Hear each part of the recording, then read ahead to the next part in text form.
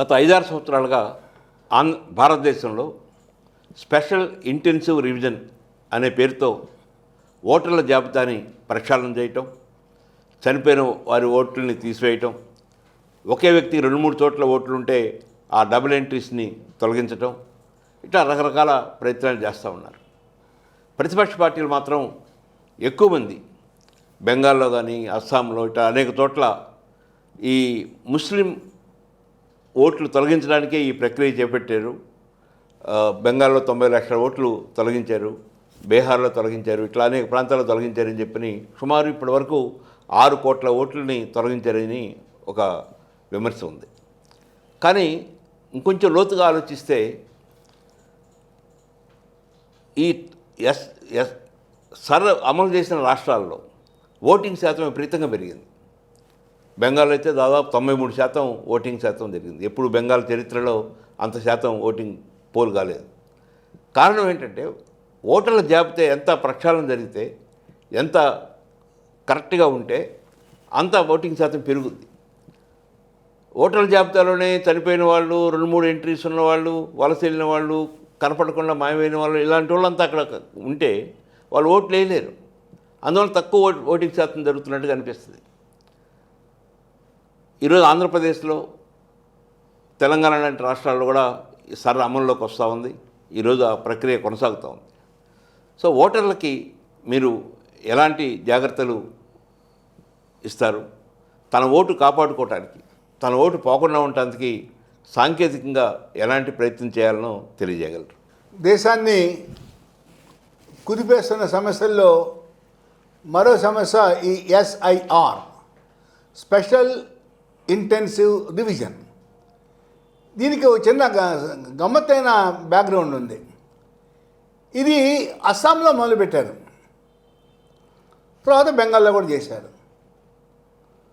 ఈ రాష్ట్రాల్లో చేసినప్పుడు భారతీయ జనతా పార్టీ ఎప్పుడులాగానే అక్కడ రోహింగ్యాలు ఉన్నారు, బంగ్లాదేశీయులు ఉన్నారు, విదేశాల్లో నుంచి అక్రమ చొరబాటుదారులు ఉన్నారు, వీళ్ళందరికీ ఓట్లు ఉన్నాయి, వాళ్ళు భారత ప్రజాస్వామ్యాన్ని ప్రభావితం చేస్తున్నారు, కాబట్టి ఈ రివిజన్ అవసరం, స్పెషల్ ఇంటెన్సివ్ రివిజన్ అవసరం అంటూ సుప్రీంకోర్టు కూడా చెప్పడం జరిగింది.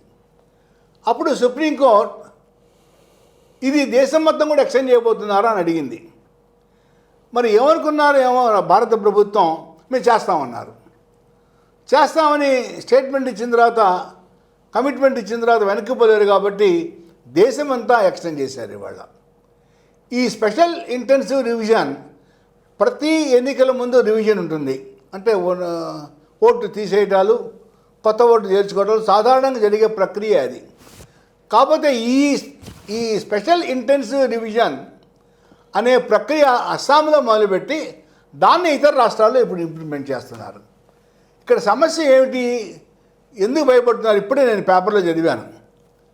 మున్సిపల్ కమిషనర్ గారు సుమారు 90% మందికి ఎన్యూమరేషన్ ఫామ్స్ ఇచ్చాము అని చెప్తున్నారు. నా దగ్గరికి ఎవరు రాలేదు, మరి మీకు ఏమైనా ఇచ్చారో నాకు తెలియదు. ఇలాగా స్టేట్మెంట్లు అయితే ఇస్తున్నారు.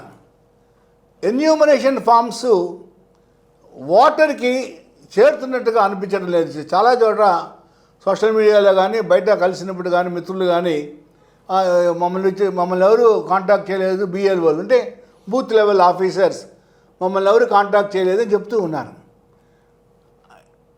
వాళ్ళ పరిస్థితి ఏమిటంటే, ఒకప్పుడు మీరు ఎన్రోల్ కండి నమోదు చేసుకొని జనాన్ని రిక్వెస్ట్ చేస్తే, ఇవాళ బాధ్యత కలిగిన పౌరులు ఓటు ఎక్కడ పోతుందో అని భయపడిపోతున్నారు. 2, ఎవరిని కాంటాక్ట్ చేయాలి? ఉదాహరణకి వాళ్ళు ఇప్పుడు ప్రభుత్వం ఏం చెప్తుంది, ఎలక్షన్ కమిషన్ ఏం చెప్తుంది, 2002లో ఉన్న ఓట్లని ఇప్పుడు మ్యాపింగ్ చేస్తున్నామని చెప్తున్నారు.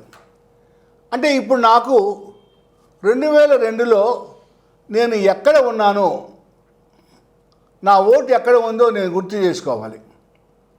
అంటే చాలామంది ఉద్యోగరీత్యా కానివ్వండి, లేదా బడుగులు ఇళ్ళు మారుతూ ఉంటారు. ఇళ్ళు మారుతూ ఉన్నప్పుడు ఓట్లు ఒక్కోసారి పాత ఇంట్లో ఉంటాయి. కానీ అక్కడికి వెళ్ళి వాళ్ళు స్లిప్పులు ఇస్తారు.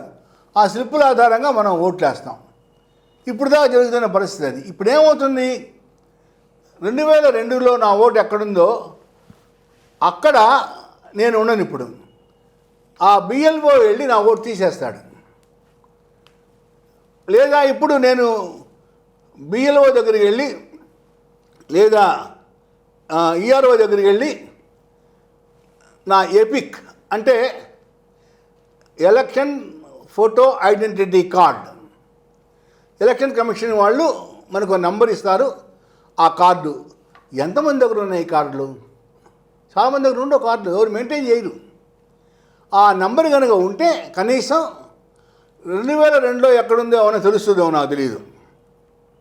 అంటే ఇదంతా ఎందుకు నేను వివరిస్తున్నానంటే ఎలాంటి ప్రికాషన్ తీసుకోవాలి సాంకేతికంగానే లక్ష్మణ్ రెడ్డి గారు అన్నారు కాబట్టి చెప్తున్నాను. ముందు 2002 నుంచి ఇప్పుడు దాకా ఒకే ఇంట్లో ఉంటే పెద్దగా సమస్య రాదు. అలా కాకుండా ఇల్లు మారిన వాళ్ళకి సమస్య ఉత్పన్నమయ్యే అవకాశం ఉంది. మీ దగ్గర కనుక ఆ ఎపిక్ నెంబర్ కనుక ఉంటే దాని ఆధారంగా ఏ బూత్లో మీది ఉన్నదో కనుక్కొని ఆ బూత్ లెవెల్ ఆఫీసర్ దగ్గరికి వెళ్ళి మీ ఎన్యూమరేషన్ ఫామ్ కలెక్ట్ చేసుకొని ఎన్యూమరేషన్ ఫామ్ జాగ్రత్తగా ఫిలప్ చేసి వాళ్ళకి హ్యాండ్ ఓవర్ చేయాలి. దాంతో మన పని అయిపోదు. 2002లో కనుక మీకు మీ ఓటు ఉన్నది లేదు తెలియకపోతే మీరు ఇప్పుడు ఇచ్చే ఇన్ఫర్మేషన్లో వాళ్ళు ఏమడుగుతున్నారు, మీ తండ్రి ఓటర్ కార్డు నెంబరు, ఇంకా తండ్రి కాకపోతే ముత్తాత, లేకపోతే చిన్నాయన, మేనమామ, ఎవరో ఒక బంధువుల్ని ఇన్ఫర్మేషన్ ఇవ్వండి అంటున్నారు. నా ఇన్ఫర్మేషన్ లేదు నేను గోల్ పెడుతుంటే బంధువుల ఇన్ఫర్మేషన్ ఇవ్వండి అని చెప్పేసి ఈ ఎన్యూమరేషన్ ఫామ్లో అడగటం చాలా ఆశ్చర్యకరంగా ఉంది. ఇది ఓటర్లని పెంచాలి, ఓటర్లని ఇంక్లూడ్ చేయాలి అనే ఉద్దేశం కన్నా కూడా ఓటర్లని ఎక్స్క్లూడ్ చేయాలి అనే ఉద్దేశం ఎక్కువగా ఉందేమో అని అనిపిస్తుంది. కాబట్టి అదంతా ఎలాగున్నా ఇవాళ మనం చేయగలిగింది ఏం లేదు. ముఖ్యంగా ఆంధ్రప్రదేశ్లో ఇవాళ 29వ తారీఖు, మనకి జూలై 14 దాకానే టైం ఉంది.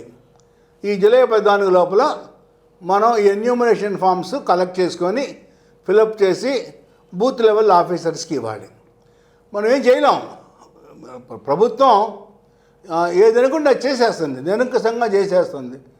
2016లో అర్ధరాత్రి డిమానిటైజేషన్ అనౌన్స్ చేసి ఈ డిమానిటైజేషన్ వలన ఎన్నో ప్రయోజనాలు కలుగుతాయి అన్నారు. జనాల్ని గందరగోళం చేశారు, క్యూల్లో చచ్చారు జనం, డబ్బులన్నీ లేవన్నారు, ఉన్నాయన్నారు, నానా గందరగోళం చేశారు. చివరికి ఏ ఉద్దేశాలతో డిమానిటైజేషన్ పెట్టారో అవి ఎక్కడ అకంప్లిష్ అయినట్టుగా ఎవరు చెప్పలేదు. కానీ ఇప్పటికీ డిమానిటైజేషన్ చాలా పెద్ద సంస్కరణ అని నరేంద్ర మోడీ గారిని, భారతీయ జనతా పార్టీ ప్రభుత్వాన్ని పొగిడేవాళ్ళు ఉన్నారు. కానీ ప్రజలకు ఏం జరిగింది లేదు. వాళ్ళ డిమానిటైజేషన్ ఎలాగైతే ప్రజలని ఏడిపించిందో, హింసించిందో, ఈ ఎస్ఐఆర్ కూడా అలానే ఓటర్లకి నానా రకాలైన ఇబ్బంది కలుగజేస్తుంది. అయినప్పటికీ కూడా ప్రభుత్వాన్ని తర్వాత తిడదాం, ప్రభుత్వాన్ని తర్వాత విమర్శిద్దాం. ముందు ఎవరి ఓటుని వాళ్ళు కాపాడుకోవాల్సిన అవసరం ఏర్పడింది. 14 రోజులు మాత్రమే టైం ఉంది. ఈ 14 రోజుల లోపల ఒక 2 రోజులు దీనికి కేటాయించి ఈ బూత్ లెవెల్ ఆఫీసర్స్ని కాంటాక్ట్ చేసి ఎవరి ఓటుని వాళ్ళు సంపాదించుకొని ప్రజాస్వామ్యాన్ని పరిరక్షించవలసిందిగా కోరుతున్నాను.